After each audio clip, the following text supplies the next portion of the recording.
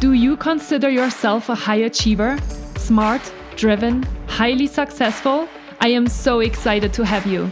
My name is Julia Arndt and I'm the host of the Stress Podcast. I will help you develop your stress resilience the same way you've developed your workplace superpowers. Learn peak performance tools to thrive at work and in your personal life. Let's get started. Hi, and welcome back to Stressed. I'm really excited to be sitting here with a really wonderful podcast guest today, Macarena. Hi, and welcome to the show. Hi, thank you for having me. It's a great pleasure. Yes, I'm so excited to have you. We've been friends for a long time now, probably 5 years, I would say, 5 or 6 years. And we have gone through a really beautiful journey together over the last few years in both life, work, relationships. And I'm really excited to have you on the podcast today, Maka. Before we jump in, tell us where you are located, what time it is, and what you've been up to today. Great. Right now I'm in Argentina, in Buenos Aires. It's 5 p.m. It's a really warm, sunny summer day. And today I've been working. I've been editing videos. I've been editing photos. I've been working on some workshops that I'm making about inspiration as well. So everything is related to our topics. Great. That's awesome. And tell us about you. Tell us about where your journey began and what you've been up to over the past couple of years. Okay, so I'm 29 years old. I'm an economist, actually. I studied business management and I graduated from university and jumped off straight to the corporate world into Google, where I worked first as a support in the support center, and then I jumped to working with other clients in different areas. And after 6 years and a family tragedy, all my priorities shifted, and I understood that I couldn't live within the corporate world anymore, at least not under that structure. And I decided to take off. Before that, 3 years before that, I went into what we call a rotation program, which is where you travel abroad and you live in a different city and you work in a different role for 3 months, which was Chile, where we met for the first time. Mm-hmm. And there I discovered photography, and since that moment onwards, photography really took off for me. So since 2019, which is when I quit Google, in the summer of 2019, I've been working as a full-time photographer. I specialize in dance and acrobatics photography. I do film and photographs, but I prefer to do pictures. And of course, I do every kind of picture, but what I like the most is movement photography. Mm-hmm. Yes, and I've been working with you, of course, over the past couple of years as well. And it's been such a wonderful process to watch you grow. And I want to talk with you today about creativity, because creativity is the word for 2021. And for me personally, I chose it because I feel like a lot more people, and me myself of course included, can bring more creativity into their lives. And you know, it's something really interesting, because I feel like if you would have asked me 5 years ago, I would have told you I am not at all a creative person. Because I feel like, I guess in my head, a creative person was always an artist or a painter or something like that. And over the course of the last 5 years, building different companies and obviously building now the peak performance method, I've really enjoyed the process of expressing myself more in creative ways, because I felt and explored that there were so many more ways to be creative than just painting a picture or taking a picture. And so today I want to talk with you about how peak performers can actually bring more creativity into their lives. And let's just kind of start with, what do you think is creativity for you?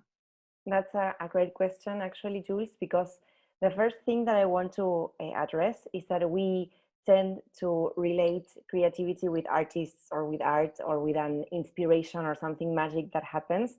And I've always seen creativity as a tool that we can use in order to see problems in a different way and find for different solutions. So even if you think that creativity is not one of the skills you need for your everyday life, it has to be always there for you to find solutions, even to the most simple problem of what are you going to eat tonight, or what is the most innovative way in which to grow your business for the next year, or solve a structural problem within your company. So first, I want to break the myth that says that creativity is only for artists. Mm-hmm. And then I want to first talk about something that I've learned a long time ago. And it's a question, actually. It talks about the triggers that we have for our own creative processes. And the question is, when do you feel most inspired? So this question is asked across a lot of people, and basically the answer is never when I'm at work. When I'm sitting down with my computer, I need to solve a problem and I try to find a different solution, and there it comes. It's never there. Some people answer when they are commuting to work, other people answer when they are taking a shower, some say when they're doing sports or just walking, taking a walk in nature. Mm-hmm. So basically, the result of these studies show that when we connect to something different, to what we are trying to do, and specifically what we're trying to solve, that is when we start to get a different point of view, and magic things happen, which is not actually magic, it's a process. So for me, creativity is everywhere, and it should be in every day of our lives, because if we start doing everything like robots or mechanical solving, we would always get to the same solution. In a way, creativity, it's a way to find different paths to the same or a different way that we're trying to head. So I think it should be in every day of our lives as a tool that we use to give more potential to our solutions. Mm-hmm. And for me, what is really interesting is that I feel like I can be creative if I want to, but I also don't always have to be creative. But for a creative like you, where that art is your profession, how do you stay creative? How do you get inspired over and over again? Well, I think that the answer is not to find the inspiration right in the same topic that you're trying to solve. For example, if I have an assignment where I need to produce some work, some self-portrait work, and uh, produce a text with it where I write, I'm not going to go to find inspirational sources that are strictly connected to what I'm trying to solve. I'm going to try to get inspiration from other sources. I will try to read maybe an autobiography. I will try to go out into nature and see things that normally trigger my instincts of wanting to create something. And this is very personal for each one of us. It's very different. It takes different forms. So the first thing that I want to point out here is that when we are trying to reach a point of creativity, we need to explore within ourselves. There is no other way to do this. And it doesn't have to be something spiritual or hard. It's just trying out different things. It might be in cooking, it might be in watching something. It normally has more to do with us being able to be with our thoughts. So sometimes maybe watching like I don't know, a TV show, it's not so good in terms of creativity, because we tend to connect to that and not go outside of there. But when I talk about myself, I have the lack of working in a wide range of artistic artistic expressions. So sometimes I write, sometimes I take photographs, sometimes I make video, and normally I'm inspired by either one of them. It happens spontaneously. If this wouldn't happen, I would try to connect even more with art and with things that make me feel alive. So there are people, for example, that get this by being with their families. I do think it's really important, and I've heard a lot of your videos, of course, and I find you very inspirational. I do think it's very important to have a good work-life balance, because we normally get inspired in the times when we are not focusing on work strictly. So if we don't give ourselves time to relax and to decompress, there is no way to leave space for other things to come. Mm-hmm. There was a book that you recommended me a long time ago by Elizabeth Gilbert, that it's called Magic. Creative. Yes, yes, and it talks about the creative process, and how sometimes we think that we should just be laying down and then inspirations will come to us magically, or that we need to be depressed in order to get ideas. And basically, what Elizabeth Gilbert talks about, and I think this is very right, is that we should set the environment for ideas to feel welcome and for them to come and to embrace them and do something about it, because it's not enough to just get a good idea and just get that bulb and say, this is done. You need to work on it for a long time. So it's very important to set the environment for that idea to come and to stay with us. Yeah. Yes. Okay. So there's two things. So funnily enough, when you said that you feel like you need to have a good work-life balance, at the same time, I took a note on my notepad that was that I've never really thought about it that way, but that you actually need stress management in order to be creative. And it's something that super resonates with me. And we've obviously talked a lot about stress together. Like, you know, you've had kind of a burnout in 2018 at the same time that I had a burnout. And I thought it was really interesting and kind of a powerful reminder that we need space in order to be creative, and we need to disconnect from everything else in order to be more successful in anything that we want to do. And my sister actually said something really interesting this weekend as well. She said to me, you know, like, we are all chasing challenges, and we all know that through challenges we grow, but we're not growing through the challenge because we have one challenge after one and another. We grow from the challenge when we take a break to reflect on what the challenge was about and what we learned from the challenge, you know. And I think it's almost a little bit similar in terms of like the creative process, because you need to take basically a break from work. If you're trying, for example, to come up with a new idea or create a new project, then you need the space and the relaxation phase in order to just be inspired and be surprised.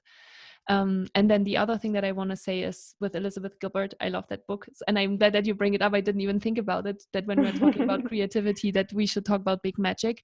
But one of the things that actually resonated most with me in the book was that she said that how much she's been working on becoming a writer, that we all think you just get an inspiration. And I'm sure for some people, maybe that's what happens, right? They just get an inspiration and they start writing.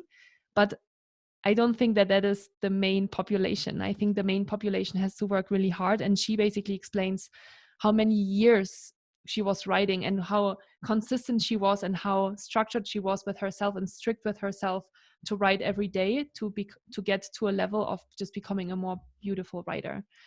So I think there's also something said between the balance of relaxation, but then also being clear on the structure and what else? The consistency. Yes, Yeah. yes, yes, totally. And when you were asking me at first, if we were talking about what is creativity, Mm-hmm. there is another. This is a sort of practice or exercise that you can do if you have a large group, and it's very interesting. Not you, but anyone in a team, or which is basically asking a group of people to name in 1 minute how many functions they can think for a clip. You know, the clips, like and so you set the time and you count how many they answer. What is interesting is that when you reach to a minute, the average is normally, sometimes it's 10, sometimes it's 20, but it's never more than that. Mm-hmm. And then what they say is that there was a study conducted with people that were suffering from mental illness, or they were considered to have some sort of disorder, and they would get to maybe 100 results, because the path that they would follow, instead of being the object and what you can do with that object, they would go from any solution. They would say, for example, helicopter, and from the helicopter they would go back to the first point. So basically what they have is they have these strange path connections in their neurons, which allows them to think of things that we would never think of if we try to state them rationally.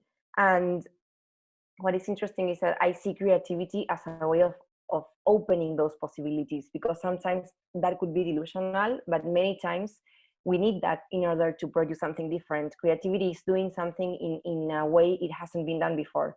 So there is no way to get there if you are thinking in the same steps over and over again. Mm-hmm. It's like when you ask someone for the answer to a problem that they have never seen, because you know that if they don't have the same restraints as you have, and they don't have the kind of information that you have, they might come up with something that you wouldn't get, and maybe it is the right solution in the end.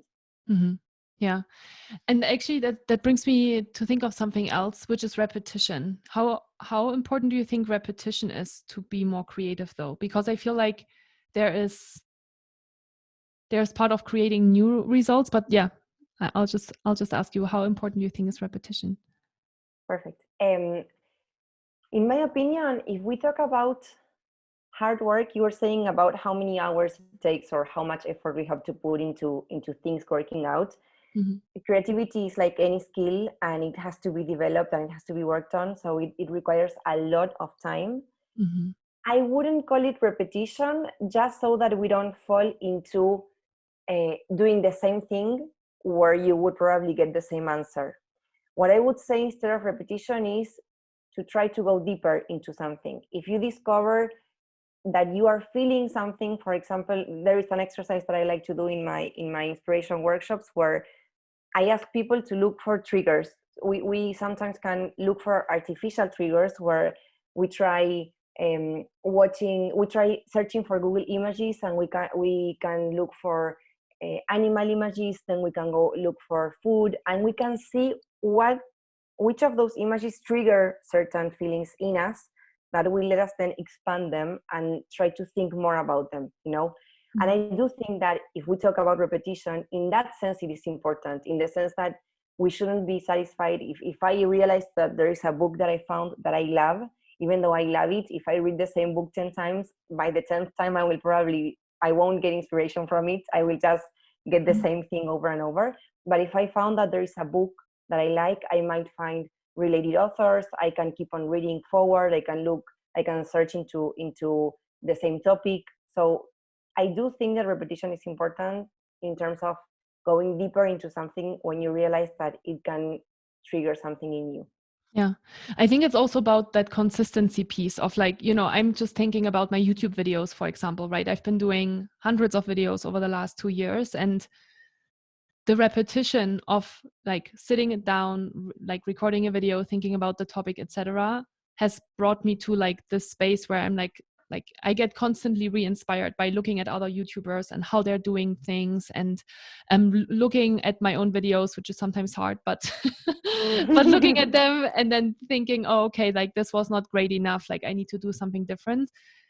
But that repetition, in that sense, the repetition and the consistency of continuously doing kind of the same thing still helps you grow. And I think it goes back to actually mastery, and something that Robert Greene talks about in his book, which is, they say, I think 10,000 hours. I was going to say that, Yeah, yes. 10,000 hours to be to master a skill, right? And so, yeah, you just have to think about it maybe that way as well in terms of your own creativity. Yes, and something that I think is very important to point out as well is that I believe there are two ways to see creativity. One is that it's a way to face a situation, an issue, or anything in our lives. The other way is as a creative relief, as a way of expressing something that we need to get out of our system, which I can much relate to the second option. I've always been creative. I've always found creativity as a way of reaching the different solutions. But in the past time, during quarantine, for example, it was the only way that I had in order to express what I needed and to feel this huge relief, like getting something out of my system. And in that sense, I think that something key is to stop judging ourselves and be more playful. Because if we are judging ourselves and we try to put to define ourselves under this important title or something untouchable that can't break and that really can't, then it's impossible to be able to show that we can do something different and be something different than what we think. So we need to reduce the level of judgment to zero and be playing around. When I'm trying, for example, to photograph, whether it's me or a different subject, what I do is I call them investigative processes, which is basically I try to either put on music and I try to bring up a topic that normally is the photography's inspiration. So if it's me, it's me, but if I'm working with someone else, it's their inspiration. And then I try to go deeper into that subject, but ask them to investigate that with their body. And I have the camera in my hands. So basically they are getting deeper into that thing that they're thinking about. And in that process, I can't predict the answer, and they can't either. Mm-hmm. And I think that that can be taken to pretty much anything. If unless we lose track of where we are and where we can head into, it's not really creativity. It's just a calculated process. Very controlled and structured. Yeah. Exactly. So we need to be able to create an environment where we feel safe enough as to try things out without feeling judged by ourselves or anyone else, and then stop saying no to things until we can do something or create something and we can judge more objectively that result, that end result. Mm-hmm. Yeah, I agree. And do you feel like you've been feeling more inspired and creative in the last 12 months during quarantine, or less creative? I had a first moment where I thought I was going to suffer a lot during quarantine. So we were in lockdown here since March last year, and I am used to doing investigative processes with other people. So basically, they work with their bodies, and I work around them with my camera. And when it all started, I was thinking that they were really going to be 15 days inside, and then we were going to go out and be just fine. And as time went by, I was starting to realize, okay, this is going to stay longer. And normally we are able to rush and to run from one situation to another. I was with a lot of work before quarantine, so I was able to not think and not put myself in front of my problems, of my thinking, of everything, and just be rushing all the time. And when I had to stop because the world stopped, I was faced with myself. And that's when I had to do I had to turn around all my process and put myself in front of the camera, because I thought I'm not going to be with anyone for a long time. Mm-hmm. So I started the way in which I started allowing myself to do this. And I would say I'm very shy, so I'm not used to being in front of the camera. It's not something that I used to do naturally. Yeah, I just wanted to say as well, you've never really were your own subject, right? Before that. No, never. And I also felt limited by the technology, which is another point. I felt like I couldn't achieve the same results if I wasn't holding the camera in my hands. Mm-hmm. And there was a point where I had no other choice. I was writing a lot and I had all this spare time, and I was thinking, I'm just going to play in the way that I would let someone else play and give them the tools to do it. And when I'm normally in this side of the lens, the regular one, I give them, for example, watercolors, and they are playing with their bodies, because I try to give them tools so that they can get distracted and allow themselves to be really creative. And when I was watching them, I was thinking, I would love to play with that. So when I was in lockdown, I thought this is a great chance for me to, for the first time, try to play and have this space for me. So I closed the bedroom door and I started playing with some tools that I had.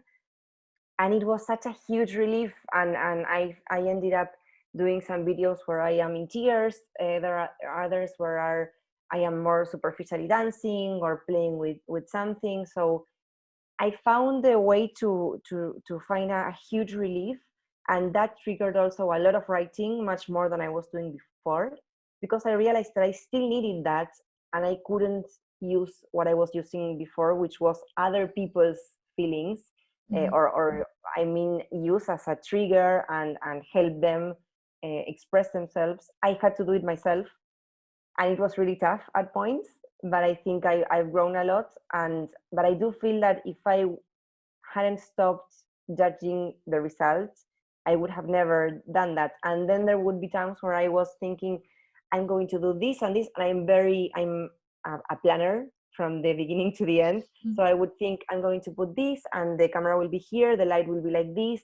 And then I was there, and I might be watching the screen to see how it looks, and it would be so different to what I pictured. And I had two ways to go. I could try to fight it and turn it around to what I was trying to imagine in my head, or I could try to go with it and see what it made me feel in order to continue under that new path. And I always decided to take that course. And it's always unpredictable and interesting, because then I would sit down and think, wow. And sometimes it doesn't work, but it's okay. It's I'm not glad always that you say perfect. that. It's not always perfect. It's not. But even if you sit down writing for an hour and then you find one word that you can relate to and that makes you feel great about what you've done, it's worth it because you've invested time in yourself, and it's okay. There is no judgment. You're the only one seeing it in the Yeah. end. Yeah. And at least you have spent some time with yourself, right? Exactly. Yes. And I'm smiling here the whole time while you say that, because I think your self-portraits are like one of the most amazing work that you've produced. Thank you. Yeah, Thank they're you really, so much. really beautiful. And I hope that everybody is going to go and check out your Instagram profile at Macarena De Noia. And I'll obviously link everything in the show notes as well. But yeah, so now going back kind of to that initial question, which was, how can peak performers be more creative? Kind of connected with actually, how do you stay inspired during times of COVID? Because I think we basically experience both at the moment. So how, when people are Yes. listening right now and they're like, okay, you know, like going back maybe more to structure and a step-by-step process, what should people think about? Okay, so I would give a very short list as an advice. So the first would be make sure you have time for yourself, Mm-hmm. which is what you always say. At Mm-hmm. least some time to disconnect and get off of all the electronic things that we're using all the time, and try to leave your mind not blank as in meditation, but just relax and have some time for yourself. That is the first step. The second step I would suggest would be looking for inspiration, which might be taking a shower. Some people get inspired in the shower, Mm-hmm. trying to find things that you enjoy doing and where you can just relax and be yourself.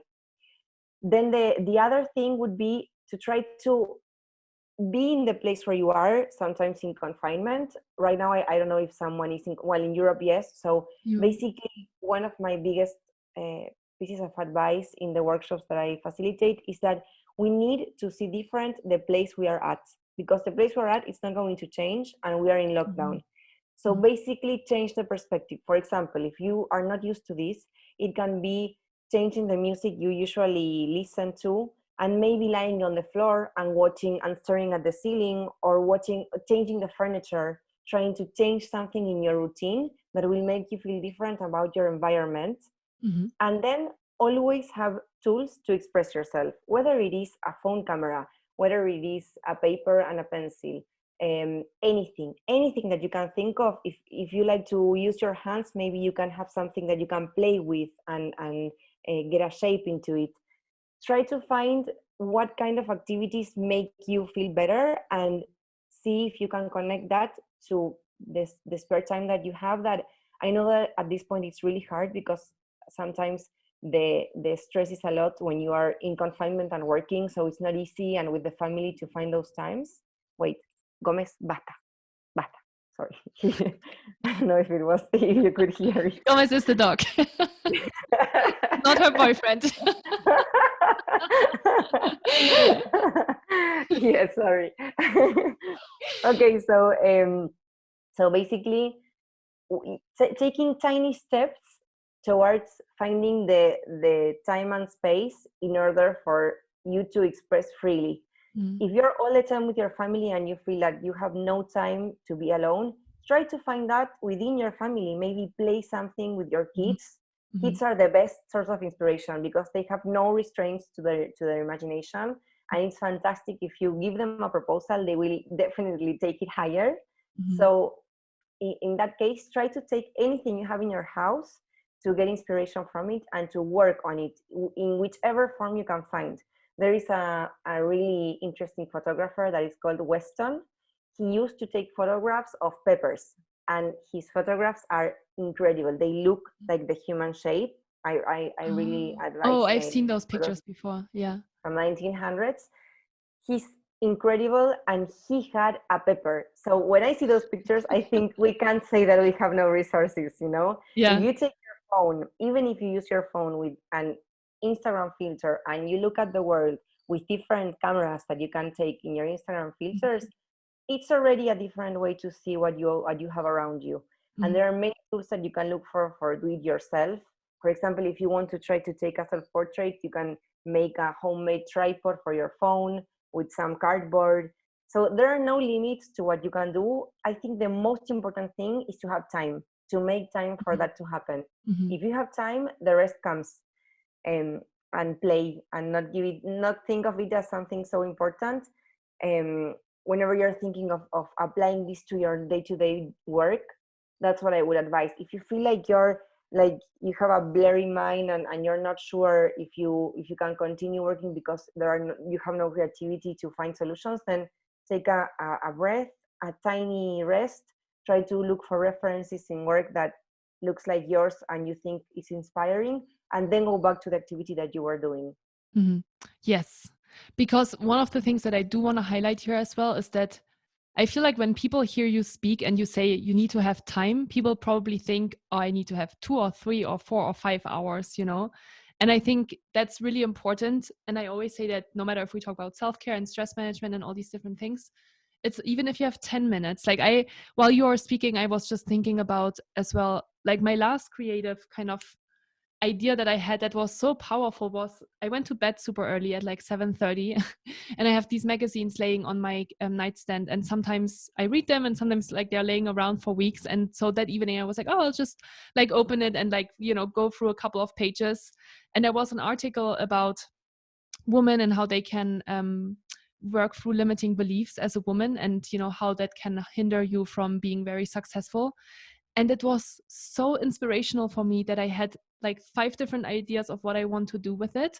And I like got my journal and I got like my notepad, and I started for like 1 hour all of a sudden to just write out all of these different ideas of what I want to do. And it was really spontaneous. And I think, you know, sometimes these things will happen and sometimes it won't. Sometimes you just, you know, flip through 5 pages and you'll put it aside because that day you don't feel that inspiration, and that's okay as well, you know. Exactly, yes. And about the time that you were saying that it's very important, I found, for me, for example, a tool that I used that I found useful was when you used to post the stories of take a deep breath. Mm-hmm. You used to do stories that lasted 15 seconds that would say take a deep breath. Mm-hmm. For me, maybe I'm scrolling now down on social media, and I find that, and I follow the instructions of just taking a deep breath, Mm-hmm. and that 3 or 4 seconds might lead to an inspiration or something creative. And it's not because it's not because I'm creative or because I work as an artist.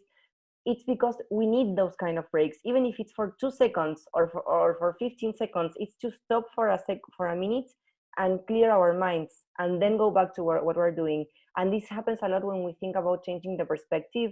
You know, sometimes you've probably done this. If you're working on a presentation and you've been working for several hours, you might get too critical, and you might need to put down the computer, go make yourself a coffee, come back and open the computer again. Mm-hmm. And that it's just changing the shift and the focus, because you're already too I don't want to say obsessed, but you're too much into it, and you need to have some space and then go back to that. Creativity is just the same way. So the first thing you need is to take distance and to let yourself express and feel free to connect with what you need, and then go back to your work. Mm-hmm. Yeah, that's a really good point. I love the 10-15 seconds just taking a deep breath idea as well. Great. Thank you so much for these tips. Maca, what are you working on right now? I want you to talk about the big project you're working on right now. Okay, so I would say my biggest project right now is my book. I'm working on a very personal book. I've always dreamt of publishing a book written by me, and then this year with the quarantine, I was writing almost every day, and I found that I had a lot of ease in expressing my feelings. And when I posted them on social media, a lot of people would say that they felt a huge relief with connecting to what I was feeling and seeing that they were not alone. And this was very cathartical. It was not something very tidy or thought of. It was more to just get it out of my system. And when I went back to my writings, I realized that I have things that I've written since I was 11 years old, and that I'm always touching certain topics from different moments in my life. So I thought it would be very interesting to have a sort of book that it's a compilation of stories, fictional and non-fictional, about my life, that lead you through different topics that I've been going through, and to see how I've changed through the years. So that is my biggest project right now, but I'm normally working on a lot of things at the same time. So other projects that I'm really happy to be working at are photographing artists here in Argentina. I'm working with circus artists in a project where I portray them with their ones they love, doing their making their art and doing something more personal out of what we normally see as artistic or distant from us. So those are my favorite projects that I'm working at, but I normally work on several things. Yeah. And also the workshops are very important, mostly because I feel that we can all be closer than what we think in terms of the things we need to feel better, even if we're very different in personalities and in character. And I love to find those tiny connectors in order to make people feel relieved in these hard times. So workshops have also been a surprise for me during this year. Yeah. And do you have a morning routine or like a routine throughout the day where you feel like that kind of helps you reset and create that space to be creative? Well, I normally have my work is very unstable in terms that I might have 2 or 3 weeks where I'm working nonstop, and then maybe I have 3 or 4 days when I'm completely free and I can rest. But that's why I try to force myself to have a very clean and structured routine, because otherwise then I'm just working for 15 hours in a row. And I've never done this in my corporate life. I was very strict with leaving at 6 p.m. But then you find something that you're passionate about, and I know it's not easy to stop. So that's why I always try to follow your advice and try to at least exercise once a day, go out for a walk, take some fresh air. I try to wake up. I try to eat healthy. For me, it's very important so that I don't feel heavy when I'm sitting down to work. This is when I'm working at home. When I'm going to photo shoots, it's a little bit more on the go because I need to go to a place and take the photographs and come back. But if I have an office day, which is what I normally have, I wake up, I try to have a light breakfast, I sit down for several hours, and I try to stop in the evening and go out and be very connected to nature. In my case, one of the things that I know I need, even if I forget that I need it, is to walk and just see water, see a lake, sit down in the grass, watch the sky. That makes me feel connected to the present. If I'm not connected to the present, there is no way that I can function. So I try to stick to that. Very nice. Maca, I'm just looking at you and like sitting here. It's such a pleasure because I feel like we've gone through a lot together over the last few years, and especially, of course, the last year. And I'm so grateful to have you as a friend and as a daily inspiration of how to live life. So thank you so much for being on the podcast today. Thank you so much for your friendship, and I really hope that a lot of people will find inspiration from listening to this. Thank you, Jules. You're a huge inspiration as well, and you're a great company, and you know how much I care for you. So thank you for opening this space, and I hope people find it useful as well. Thank you. Bye.